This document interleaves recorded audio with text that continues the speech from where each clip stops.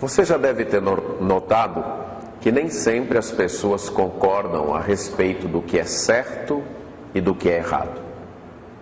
Mesmo numa família, entre um casal ou entre irmãos, entre pais e filhos, as pessoas podem entrar em concordância sobre qual o modo certo ou qual a atitude certa a tomar.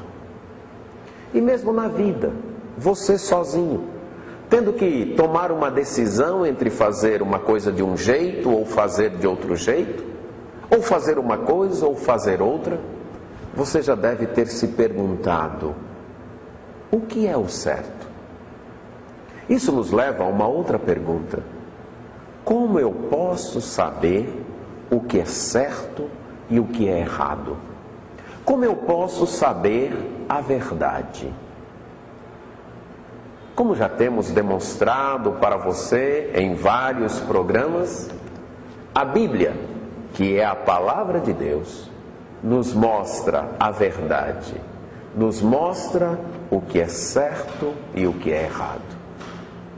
O Deus eterno, que sabe todas as coisas, que conhece tudo, se revelou aos homens e mostrou aos homens a verdade, e mostrou aos homens o que é certo e o que é errado. Mas você pode ainda perguntar: e quando as pessoas não conhecem a Bíblia? E quando as pessoas não têm acesso a esta revelação de Deus na Bíblia, como elas podem saber o certo e o errado? Deus escreveu dentro de cada homem, na consciência de cada homem, o que é certo e o que é errado. Em certo sentido, há um livro na mente de cada homem, um livro que Deus escreveu e colocou ali, e que mostra para o homem o que é certo e o que é errado. Em Romanos, carta que o apóstolo Paulo escreveu, no capítulo 2, verso 14, ele diz o seguinte: quando, pois, os gentios, que não têm lei, procedem por natureza de conformidade com a lei, não tendo lei, servem eles de lei para si mesmos. O apóstolo então nos diz que as pessoas que não têm a Bíblia, isto é, não têm a lei revelada de Deus, podem conhecer o certo e o errado. Podem conhecer a lei de Deus pela natureza. O termo natureza, neste contexto, refere-se àquilo que é da origem, aquilo que é da condição natural, isto é, aquilo que está de acordo com o que é normal da vida, com o que a vida deveria ser. Fica claro, então, que Deus tem revelado aos homens a verdade do certo e do errado, mesmo quando os homens não têm acesso à Bíblia. Todos os homens podem saber o padrão que distingue o certo do errado. Todos os homens têm condições de conhecer o que está de conformidade com a lei de Deus. No próximo verso, o verso 15, o apóstolo continua dizendo que estes homens mostram a norma da lei gravada no seu coração, testemunhando-lhes também a consciência e os seus pensamentos, mutuamente acusando-se ou defendendo-se.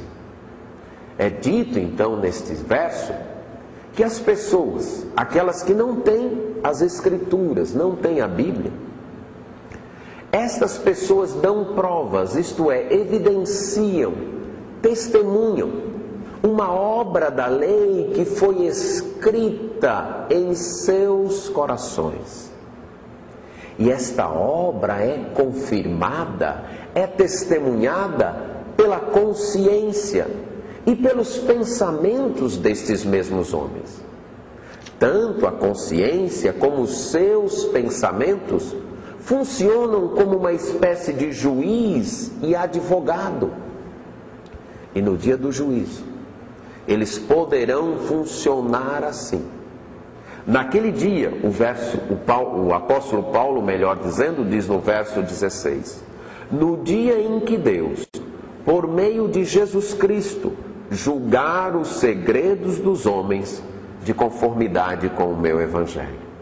Então, no dia do juízo, Deus não vai precisar apelar a mais nada, a não ser a própria consciência e aos próprios pensamentos de cada um dos homens. E esta própria consciência e estes próprios pensamentos irão acusar ou defender os homens.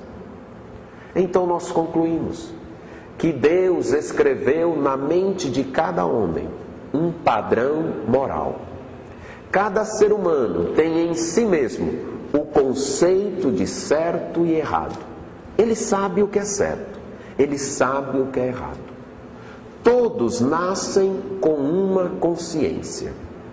É verdade que durante a vida esta consciência pode ser adulterada pelos costumes da sociedade, pelos hábitos da pessoa ou pela cultura em que ela vive.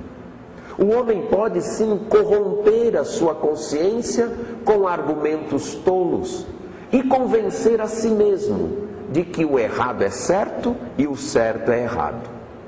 Mas mesmo assim, o testemunho de Deus permanece no seu interior.